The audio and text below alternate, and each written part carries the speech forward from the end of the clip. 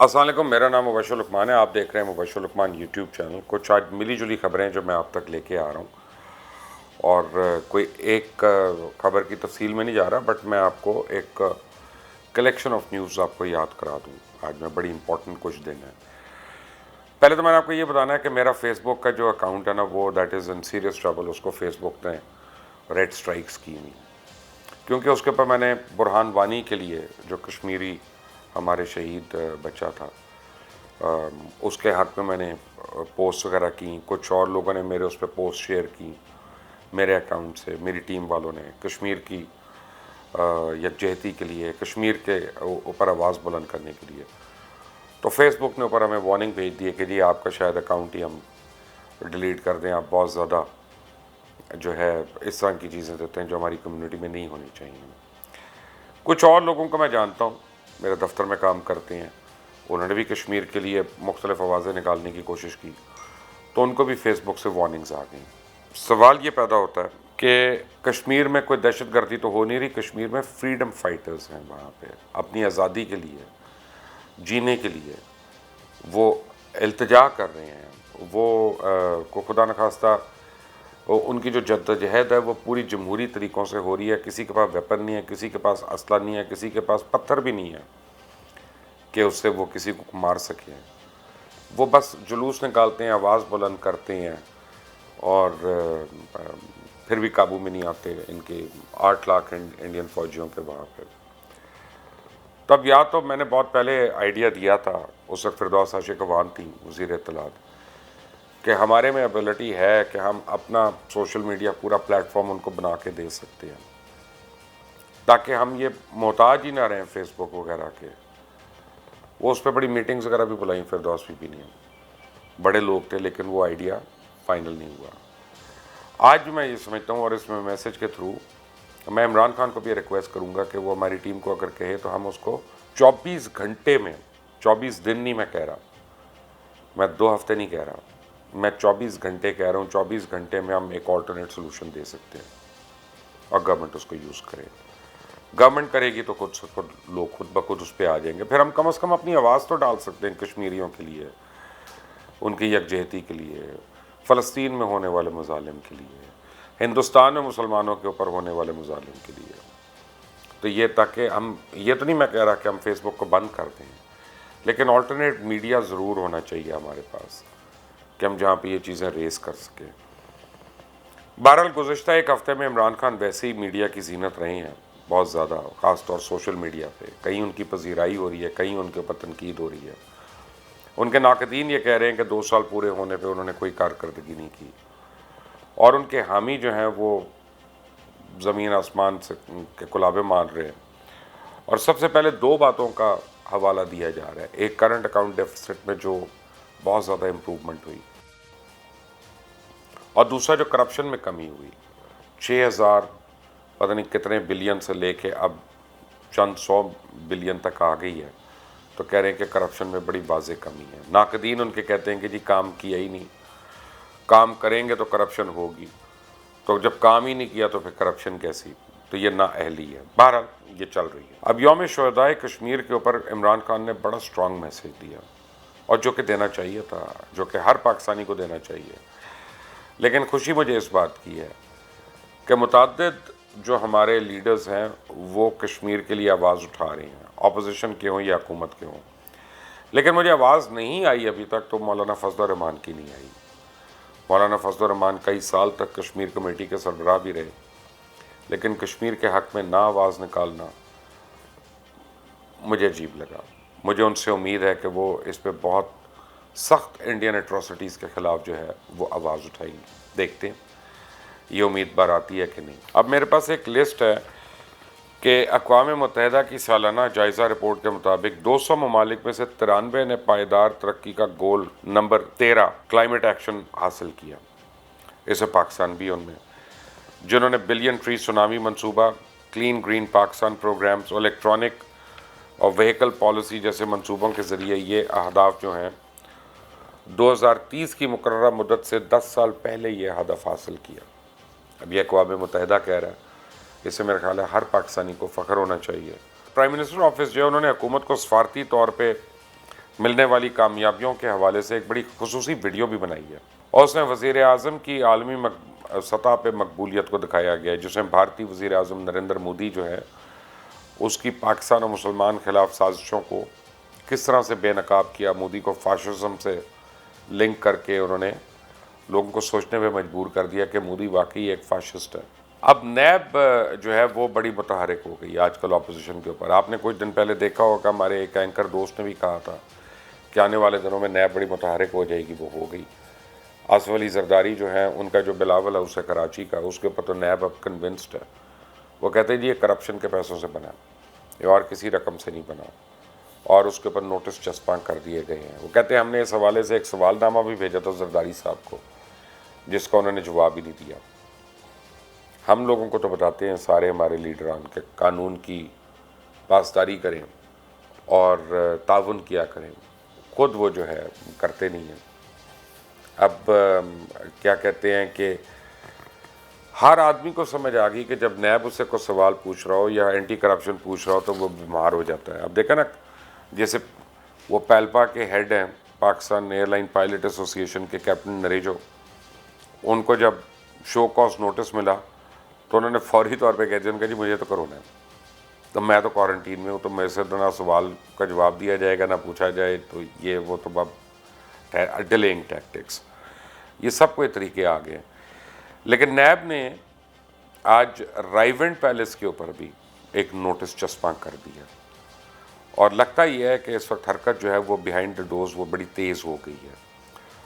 और अगर तो इसमें मज़ीद कोई तेज़ी आती है अगले को 2 हफ्ते तक, तो फिर जो है ये राइवेंट पैलेस और बिलावल हाउस ये दोनों जब्त हो सकते हैं और फिर इनको बेच कर इनकी जो रकम है वो कौम के ख़जाने की तरफ आ सकती है। लेकिन क्या ऐसा होगा या नहीं, अगले 2 हफ्ते बड़े क्रिटिकल हैं और वो हमें बताएंगे। मीर शकील रहमान की दरख्वास्त जो थी वो तो मुस्तरद हो गई लाहौर हाई कोर्ट से। अब उनकी वकला की टीम जो है वो सुप्रीम कोर्ट से रुजू कर रही है। उनका कहना है कि 68 ईयर ओल्ड मीर शकील रहमान बहुत बीमार भी हैं, तो उनको फौरी तौर पर रिहाई मिलनी चाहिए। और बड़े पुरुमीद थे ये लोग सारे कि लाहौर हाई कोर्ट से उनको इंसाफ मिलेगा। लेकिन बहरहाल अब वो उसी उम्मीद के सहारे अब सुप्रीम कोर्ट का दरवाज़ा खटखटाने लगे हैं। अब देखते हैं सुप्रीम कोर्ट क्या कहता है मीर साहब के मुतल्लिक। आज से ठीक 2 साल पहले आपको याद होगा एग्जैक्टली मियाँ नवाज शरीफ का तैयारा पाकिस्तान आया था। तो पाकिस्तान मुस्लिम लीग दबास के जितने कारकुनान थे ना वो बड़े पुरुमीद थे और पंजाब ख़ास तौर पे लाहौर शहर जो था वो शेर आवे के नारों से गूंज रहा था और बड़ी इनकी प्रेजेंस है। यानी जब लीगी हजरात बाहर निकलते हैं अपने लीडर के लिए तो बहुत बड़ी तादाद है इनकी जो उसकी सपोर्ट में आते हैं। हालांकि कारोबारी लोग हैं, हालांकि व्यापारी लोग हैं, हालांकि बिजनेसमैनों से बहुत ज़्यादा। और ये हमने अपनी ज़िंदगी में देखा है, बिजनेसमैन ज़्यादा सड़कों पे नहीं आते, लेकिन उस दिन मियाँ नवाज शरीफ के लिए बहुत लोग आए थे बाहर और वो जमा भी हुए। लेकिन मियाँ साहब आए और जेल चले गए तो लोग बड़े एक्टिव हो गए अपने लीडर को जेल से निकालने के लिए। लेकिन बहरहाल मियाँ साहब निकल गए जेल से। कुछ कहते हैं जाली रिपोर्ट्स की वजह से, कुछ कहते हैं रिपोर्ट सही थी। लेकिन वो चले गए लंदन और लंदन जाके ऐसी चुप साध ली उन्होंने कि पाकिस्तान के मतलब को बात ही नहीं किया। अच्छा, उनकी बेटी जो थी मरियम नवाज साहिबा वो बहुत ज़्यादा बिजी थी, कभी जलसे कर रही थी, जुलूस निकाल रही थी, रैलीज़ कर रही थी, ट्विटर के ऊपर बहुत एक्टिव थी। वो 2 साल पहले आप याद करें सडनली मरियम नवाज भी खामोश हो गई। काफ़ी लोगों का कहना है ये एक डील के तहत हुआ जिसके तहत मियाँ साहब बाहर गए और मरियम साहिबा चुप हो गई। कुछ लोगों का कहना नहीं है हिकमत अमली है, वो अपने कारकुनों को दिल में हमेशा ज़िंदा है, तो वो जब भी आएंगे तो वो दोबारा से उजागर हो जाएगी। लेकिन आजकल फिर बात हो रही है कि मियाँ नवाज शरीफ साहब वापस आना चाहते हैं। दुनिया टेलीविज़न के जो यूके में कॉरस्पॉन्डेंट हैं जनाब अज़हर जावेद, उन्होंने मुझे बताया कि इस महीने मियाँ साहब की सर्जरी मुतवक्किल है, कार्डियक सर्जरी उनकी। और उनका कि मियाँ साहब बेताब हैं कि जी वो इलाज के फ़ौरन बाद, सर्जरी के फ़ौरन बाद पाकिस्तान आएंगे। लेकिन अब क्योंकि मीनवाइल इंटरपोल से भी रब्ता किया जा रहा है, मेरा ख्याल है कि किसी तरह मियाँ साहब को वापस लाया जाए। इलाज तो कराते नहीं हैं, कॉफ़ी शॉप्स के बाहर उनकी तस्वीरें बाहर निकल रही होती हैं, कभी शॉपिंग कर रहे होते हैं। तो मियाँ साहब अगर पाकिस्तान आते हैं तो दोबारा एयरपोर्ट से सीधा जेल जाएंगे। अब देखना है कि वो आते हैं या नहीं आते। Your guess is as good as mine. कुछ अच्छी खबर और कुछ अच्छी नहीं है खबर कि पाकिस्तान में अब तक 2.5 लाख से ज़्यादा अफराद में कोरोना की तस्दीक हो चुकी है, जबकि 5,266 लोग जो हैं वो जाँबर नहीं हुए, और अब तक 1,60,000 से ज़्यादा मरीज सेहतयाब हो चुके हैं। अल्लाह का बड़ा करम है, अल्लाह का बड़ा करम है कि इतनी ज़्यादा तादाद में लोग सेहतयाब हो रहे हैं। लेकिन अब मैं फ़ेसबुक कभी कभी मैं देखता हूँ, मैं तो फेसबुक पे ऑपरेट करता ही नहीं ज़्यादा, तो अगर मुझे कोई लिंक भेज देता है या मैं देख लूँ तो मुझे तो वो अल्लाह रहम करे डेथ बुक जो है ना वो लग रही है।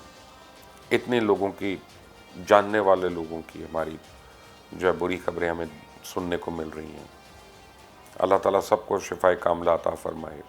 हमारे अपने दफ्तर में हुआ, बड़े लोगों को हुआ, हमारे घरों में हुआ, करीबी अजीज़ों को हुआ। अल्लाह ने सबको सेहतयाब किया। अल्लाह ताला बाकियों को भी करे और सेहत दे। अमेरिका का हाल तो बहुत बुरा है। अमेरिका और ब्राज़ील तो मजाक उड़ाते थे ना कोरोना का। डोनाल्ड ट्रंप भी कहता था, अमिताभ बच्चन भी कहता था। अमिताभ बच्चन ने कहा था कि जी ठेंगा दिखाएंगे अगर कोरोना आ गया तो अब बेचारे अंदर हैं। और आज मुझे वहाँ के एक ANI के कॉरस्पॉन्डेंट ने बताया इंडिया के, उनका यार हम दे नहीं रहे, लेकिन इस वक्त अमिताभ बच्चन की कंडीशन जो है बहुत क्रिटिकल है, क्योंकि उनका पहले ही लिवर जो है वो 70% डैमेज हुआ है और उनको और बड़ी कॉम्प्लिकेशंस हैं। तो उसने कहा कि उनके फैंस वगैरह से कहें कि दुआ करें कि अमिताभ जो है सेहतयाब हो जाएं, लेकिन उनकी काफ़ी कॉम्प्लिकेशंस हो रही हैं इस वक्त। अल्लाह ताला हर एक को सेहतयाब करे। उधर डोनाल्ड ट्रंप जो मजाक उड़ाते थे था कोरोना का, वो अब डिज़ाइनर मास्क पहन के पूरी टीम के साथ नज़र आते हैं पहली बारी। ब्लैक कलर के और नेवी ब्लू कलर के उन्होंने KN95 मास्क बनवाए हैं अपने, कि वो अच्छे लगे, उनको सूट करें। बहरहाल लेकिन यह है कि कोरोना जो है ऐसी वबा है कि इसने दुनिया की बड़ी बड़ी ताकतों के घुटने टेक दिए हैं अपने आगे। बड़ी डेवलपमेंट्स हो रही हैं। ऑपोजिशन जो है वो पुरुमीद बड़ी है, लेकिन बिल्कुल तितर बितर और ठंडी होकर बैठी हुई है। और इस वक्त अपोजिशन की ज़्यादा सोच ये है उसमें लोगों की कि हम नैब के शिकंजे से बच जाएं, तो उसके बाद हम हुकूमत के ख़िलाफ़ करें। हुकूमत के अपने अंदर वज़रा की दौड़ें लग गई हैं। जैसे अब आपको पता चल ही गया KPK में क्या तब्दीलियाँ हो रही हैं, पंजाब में भी अब तब्दीलियाँ मुतवक्की हैं। कुछ लोग तो यहाँ तक कह रहे हैं कि फ़ाइनली वज़ीर आला पंजाब जो हैं वो आखिरी वार्निंग पे काम कर रहे हैं और लगता है कि उनके दिन थोड़े हैं। वफाकी काबीना में 4 से ज़्यादा अफराद के तब्दील होने की या बदले जाने की तो बहुत सख्त इम्कानात हैं, और ये अगले चंद दिन में सब कुछ होने को मुतवक्की है। रुपए की उड़ान जो है वो मज़ीद गिरी हुई है। फ़ॉरेन करेंसी जो है वो बहुत ज़्यादा स्ट्रॉन्ग हो रही है, और लोग इसके मतलब अब कह रहे हैं कि ये आर्टिफिशियली अभी भी यहाँ तक रुका हुआ है, असूलन तो इसको 200 तक जाना है। मुझे तो पता नहीं, मैं तो फाइनेंशियल मार्केट्स का आदमी नहीं हूँ, लेकिन मैं जिससे बात करता हूँ वो यही मुझे कहता है कि ये अभी और ऊपर जाना है, यानी डॉलर ने और ऊपर जाना है। और स्टॉक मार्केट की निचकारी जो वो स्टॉक मार्केट में जो इन्वेस्टमेंट है वो आपके सामने है। तो ऐसे एक इकनॉमिक क्राइसिस से तो गुजर रहा है पाकिस्तान। हुकूमत वक्त जो है वो अच्छे ऐलानात भी कर रही है कुछ पॉलिसीज़ का, लेकिन मैं देख रहा हूँ कि लोग थक गए हैं और लोग शायद उनका इतबार कम होता जा रहा है। अल्लाह ताला हम सबको अपनी ईमान में रखे, और पाकिस्तान और पाकिस्तानी जहाँ भी हैं उनके लिए खैर की दुआ। आप सब अपना ख्याल रखिएगा। अल्लाह हाफ़िज़।